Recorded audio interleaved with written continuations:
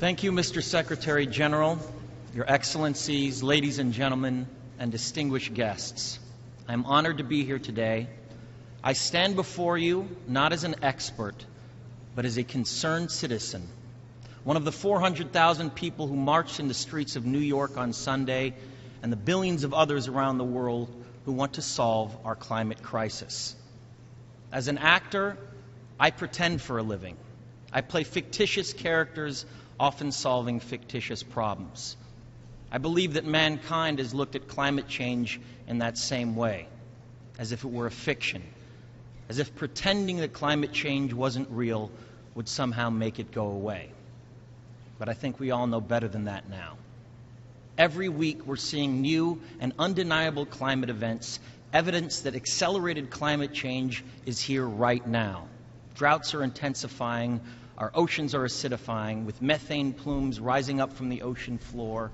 We are seeing extreme weather events and the West Antarctic and Greenland ice sheets melting at unprecedented rates, decades ahead of scientific projections. None of this is rhetoric, and none of it is hysteria. It is fact.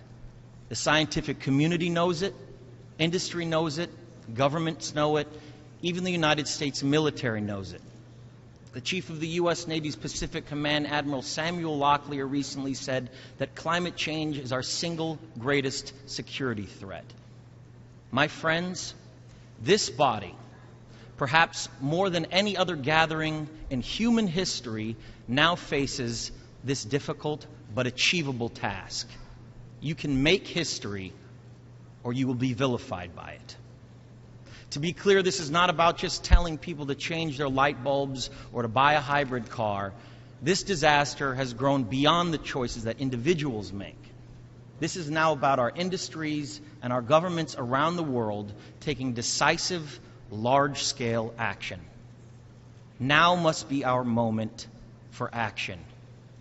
We need to put a price tag on carbon emissions and eliminate government subsidies for oil, coal, and gas companies. We need to end the free ride that industrial polluters have been given in the name of a free market economy. They do not deserve our tax dollars. They deserve our scrutiny, for the economy itself will die if our ecosystems collapse. The good news is that renewable energy is not only achievable, but good economic policy.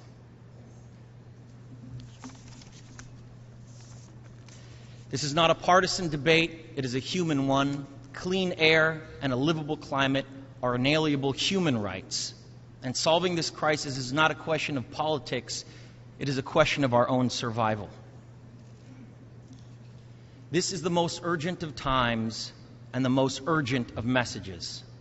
Honored delegates, leaders of the world, I pretend for a living, but you do not.